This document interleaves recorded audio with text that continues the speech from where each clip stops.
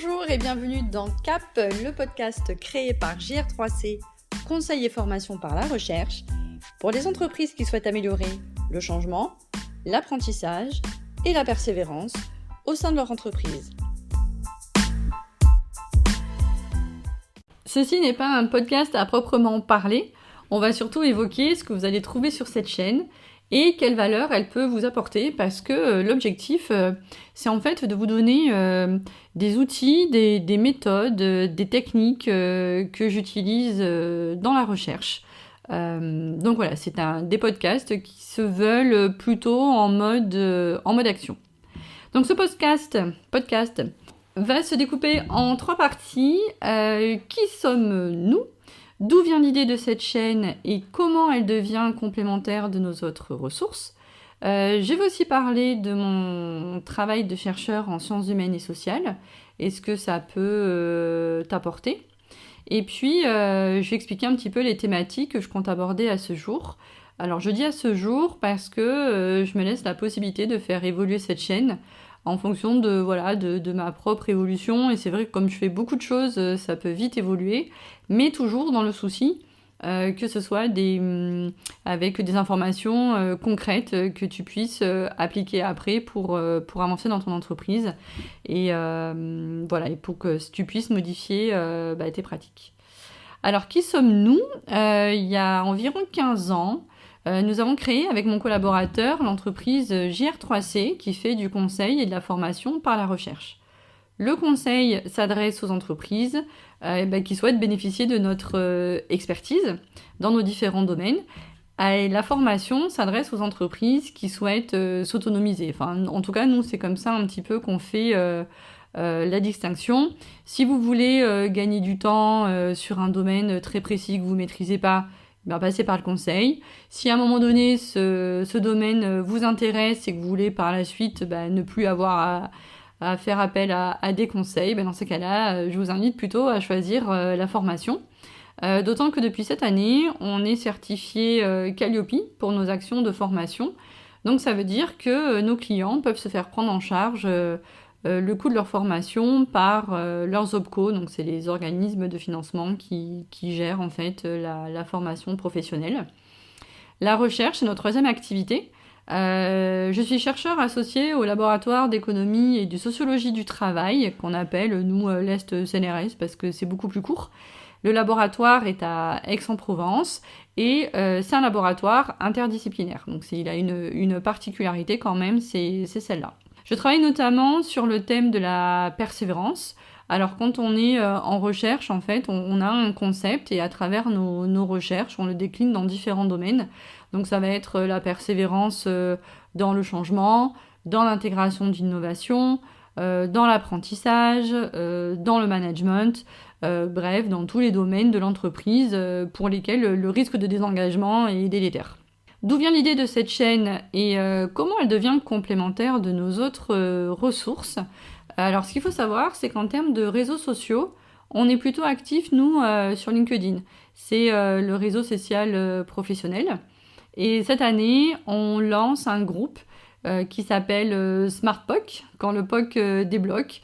Donc, c'est dédié au POC. Le POC, c'est quoi ? C'est les preuves de concept, c'est-à-dire l'art de passer d'une idée à un projet via une expérimentation terrain. Et dans ce cadre, on s'adresse aux entreprises innovantes, puisque les expérimentations terrain dans la recherche, c'est notre quotidien. Donc c'est la particularité, c'est qu'en fait, dans notre conseil, on va aborder les expérimentations terrain comme une recherche-action participative, puisque c'est notre méthodologie, et j'aurai l'occasion dans d'autres podcasts de t'en parler. Et dans les formations, c'est pareil, en fait, on transmet des outils, des techniques et des méthodes de recherche-action participative pour que les entreprises puissent s'autonomiser au fur et à mesure. Donc on a fait le focus POC sur LinkedIn parce qu'on s'est aperçu qu'il valait mieux être facilement identifiable. Mais c'est vrai que cette méthode, elle s'adresse à toutes les entreprises dès qu'il y a un changement, en fait, que ce soit la mise en place d'un nouveau process, d'un outil ou d'un service.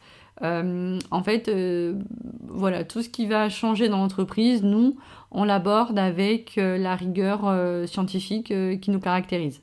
Donc mon travail de chercheur en sciences humaines et sociales me permet justement d'avoir un autre regard sur les expérimentations terrain et de pouvoir le transmettre, puisque ça fait plus que 10 ans, moi, maintenant, que j'ai intégré le LEST CNRS.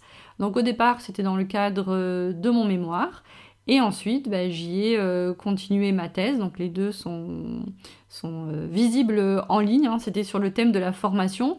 Le mémoire, on était sur le décalage entre l'offre et la demande de formation, et je l'avais abordé par les oppositions entre les rapports au savoir du formateur et des stagiaires. Et ensuite, je l'ai abordé de manière beaucoup plus large avec la dynamique formation-entreprise. Et là, j'ai étudié en fait l'intégration des savoirs suite à des formations, soit des formations initiales, soit des formations continues, soit en formation professionnelle. Et j'ai regardé comment tout ça était intégré dans l'entreprise. Donc si tu veux le voir, cette thèse est sur Internet. Moi, la démarche de recherche, franchement, ça me passionne et je t'expliquerai pourquoi dans un podcast suivant. Et donc, c'est pour ça que, en fait, je souhaite transmettre cette approche parce que finalement, le métier de chercheur, les gens ne savent pas trop ce qu'on fait. Il y a toujours la blague des chercheurs qui cherchent, on en trouve, mais des chercheurs qui trouvent, on en cherche. Et donc, l'idée aussi, c'est un peu de démocratiser notre travail et d'expliquer qu'en fait, c'est quand même quelque chose qui est très pratique, d'autant que moi, je viens de la recherche pragmatique, c'est-à-dire une recherche qui doit être utile dans l'action. Au niveau de la recherche, notre dernier projet en date, c'est l'appel Definum. Donc tu pourras regarder sur Internet, il y avait plusieurs appels à projets. Et nous, on fait partie d'un consortium avec des startups qui travaillent sur le métavers. Et l'objectif, c'est de travailler la relation 4.0, donc nous avec l'apport de la recherche, et les entreprises avec justement qu'est-ce qu'elles peuvent mettre en place et comment va évoluer cette relation 4.0 dans le métavers. Donc ça, c'est notre dernière actualité. Donc sur cette chaîne, c'est vraiment par rapport à mon travail de chercheur que je souhaite transmettre les outils, les techniques et les méthodes issues du monde de la recherche et que j'utilise régulièrement dans mes interventions. Donc je les maîtrise plutôt pas mal. Le format LinkedIn, c'est vrai que ça me permet difficilement de dérouler une pensée ou d'expliquer un point particulier parce que c'est des posts, il faut pas trop écrire ou alors il faut faire des vidéos mais pas trop. Et c'est vrai que c'est plutôt tourné sur voilà ce que je fais et pas tellement sur voilà ce que j'aimerais te transmettre. Et c'est pour ça d'ailleurs que on fait le groupe parce qu'on aimerait changer en fait notre façon de faire. Nous, parler de nous, c'est pas là où on est les meilleurs. Par contre, transmettre des outils, des méthodes ou des techniques utiles, là, on est plutôt dans notre domaine de compétences. Et LinkedIn nous permet de pouvoir échanger directement avec les personnes quand on met un outil en ligne, par exemple. C'est un moyen pour elles de pouvoir nous poser des questions rapidement. Alors, qu'est-ce qu'on va aborder comme thématique ? C'est un peu dans le titre, CAP, c'est changement, apprentissage, persévérance. Donc, on va parler du changement, que le changement vienne de l'intérieur ou de l'extérieur de l'entreprise, les différentes facettes qu'il peut avoir, des théories qui peuvent être intéressantes aussi pour le comprendre et des auteurs qui traitent de ce sujet. On parlera de l'apprentissage au sens large. Voilà, qu'est-ce que ça signifie apprendre, quelles sont les différentes facettes du rapport au savoir, parce que là aussi, les entreprises innovantes, en fait, elles font toujours de la formation pour intégrer leur innovation, donc c'est des choses qui sont utiles à tous. On parlera de l'attention, de la mémorisation, etc. Et pourquoi ? Parce que le changement, de notre point de vue, c'est la destruction et la reconstruction de nouveaux apprentissages. Et donc on parlera aussi bien en termes de focus du cerveau que du territoire en fait, ou de l'apprentissage collectif organisationnel. Et puis on parlera de persévérance parce que c'est mon thème de prédilection et les différents modèles qui peuvent t'aider à comprendre ce qui se passe quand tu intègres une innovation dans une entreprise ou quand tu mets un changement en fait, qu'est-ce qui va se passer, pourquoi les gens vont te suivre ou pas. C'est un concept qui est proche de l'engagement et là aussi ça concerne un individu, une entreprise, un territoire et qu'est-ce qui va faire que cette entreprise, cet individu où ce territoire va finalement avancer dans son projet malgré les obstacles. Donc j'aime aussi aborder d'autres sujets que j'aborde pas forcément sur LinkedIn. J'aimerais faire un peu des retours d'expérience du monde de la recherche ou des sujets qui sont connexes et qui me passionnent également et qui bien sûr sont utiles dans la pratique et peuvent t'aider. C'est pas pour le plaisir de parler. J'ai pas ce côté égocentrique, c'est vraiment toujours dans ce souci de je te dis des choses, il y a sûrement des informations qui vont pouvoir t'être utiles et que tu vas pouvoir mettre en application rapidement dans tes pratiques. En même temps que ce premier épisode d'introduction, tu peux déjà écouter un autre podcast, puisque je lance les deux en même temps, où il va être question de la démarche scientifique. Donc voilà, je t'en dis pas plus, je t'invite à aller l'écouter. En termes de fréquence de publication, moi j'aimerais créer, dans l'idéal, j'aimerais faire un post toutes les semaines. Mais je sais très bien déjà, le temps que ça prend, et deux, à quel point parfois on a des projets qui se télescopent, des cycles où c'est un peu plus calme, et donc dans ces cas-là, peut-être que je ferai un podcast par semaine.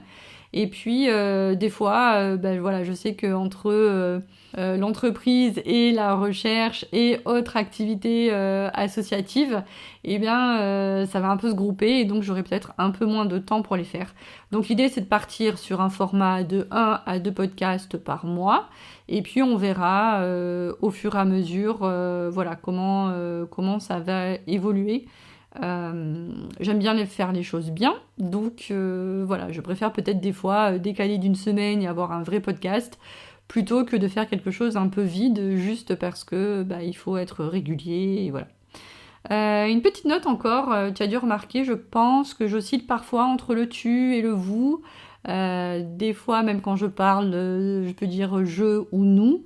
Ça dépend en fait au moment où je parle de ce que je projette un peu dans ma tête, parce que là je suis derrière un micro avec mon ordinateur, mais comme j'ai un peu une mémoire visuelle en fait, des fois je projette ou je me souviens de certaines choses et donc soit c'est quelque chose que j'ai envie de te dire directement, soit je vais partir dans des généralités et je vais plus employer le vous. Et puis parfois je vais parler de mon expérience, je vais avoir tendance à dire je, ou de l'expérience qu'on a avec GR3C et j'aurai tendance à parler du nous. Je pense que c'est pas bien grave et que tu me pardonneras ce va-et-vient, mais c'est quelque chose que je fais aussi dans la vie. Si un jour on a l'occasion de se rencontrer et d'échanger, tu verras que je vais avoir un petit peu ce côté-là. Donc comment je suis dans la vie, ça se retranscrit de toute façon dans les podcasts. Moi, je trouve que c'est très fatigant de pas être soi-même. Donc, ça fait déjà plusieurs années que je me contente d'être moi et ça me demande déjà pas mal de travail. Voilà, merci d'avoir écouté cet épisode. Je t'invite, si tu es une entreprise innovante, à venir t'abonner à notre groupe LinkedIn, SmartPOC, quand le POC débloque, pour avoir des conseils en direct sur certains points qui te paraîtront obscurs. Tu peux aussi voir ce qu'on propose sur notre site internet www.jr3c.org et je te dis à très bientôt pour un futur échange. À bientôt!